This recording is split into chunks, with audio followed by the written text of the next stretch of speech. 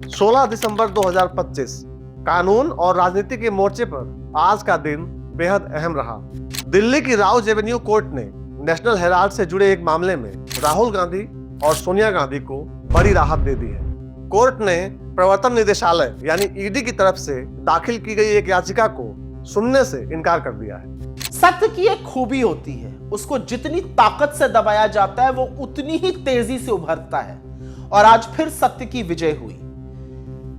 National Herald case में नरेंद्र मोदी की दुर्भावना से ग्रसित राजनीति, उनकी सस्ती ओछी राजनीति, द्वेष और बदले की राजनीति और जिस तरह से पॉलिटिकल विछंट किया गया कांग्रेस की लीडरशिप का पिछले 12 सालों में, वो पूरी तरह से बेनकाब हो चुका है। आज माननीय अदालत ने कहा कि ईडी का जो केस सोनिया जी और राहुल जी के खिलाफ है वो अवैध है और दुर्भावना से ग्रसित है। उन्होंने ये भी पाया, कोर्ट ने ये भी पाया कि ईडी का जो केस है उसके क्षेत्राधिकार से बाहर है और क्योंकि जो मूल अपराध कहा जा रहा है उसमें एफआईआर ही नहीं हुई है तो सारे ताश के पत्ते धराशायी हो जाते हैं, कोई केस ही नहीं है। कोर्ट ने साफ कह दिया है कि मौजूदा चार्जशीट पर सुनवाई नहीं हो सकती। अगर ईडी चाहे तो अपनी जांच को आगे बढ़ा सकती है। दोस्तों, इस फैसले के बाद राजनीतिक हलकों में हलचल तेज हो गई है। गौर करने वाली बात यह है कि राहुल गांधी पहले भी ईडी पर लगातार पक्षपात करने का आरोप लगाते रहे हैं। वो कई मंच से इस बात को दोहराते रहे हैं। एक बार तो उन्होंने ईडी को लेकर एक कहानी सुनाई थी, आप भी सुनिए। 55 घंटे मुझसे इंटरोगेशन किया। मैं 2-3 साल बाद आपको बताऊंगा उस डिस्कशन में क्या हुआ। मैं बताऊं आपको क्या हुआ, बताऊं। मैंने ईडी के अफसर से बोला, ईडी के अफसर मुझे इंटरोगेट कर रहे थे और मैंने उनसे बोला कि देखिए, आप सोच रहे हो कि आपने मुझे यहां बुलाया है, मगर आप गलतफहमी में हो। आपने मुझे यहां नहीं बुलाया, मैं यहां आया हूं।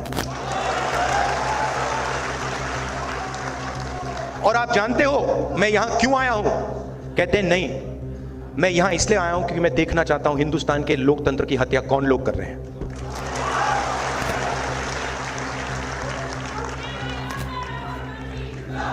मतलब आप क्या समझे हो?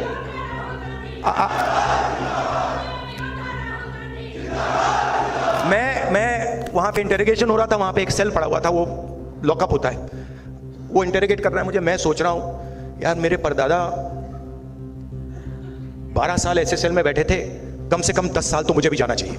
आज कोर्ट के इस फैसले को राहुल गांधी और सोनिया गांधी के लिए कानूनी राहत के तौर पर देखा जा रहा है, जबकि ईडी के पास जांच जारी रखने का रास्ता अभी भी खुला है। अब बड़ा सवाल यह है कि क्या ईडी एक नई चार्जशीट लेकर आएगी या फिर ये मामला सिर्फ राजनीतिक बनकर रह जाएगा। फिलहाल 16 दिसंबर का यह फैसला सत्ता पक्ष और विपक्ष दोनों के लिए बहुत मायने रखता है। इस वीडियो में इतना ही।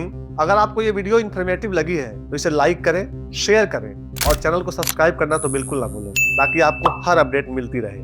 मैं हूं राजीव और आप देख रहे थे बिंदास बोल दिल से।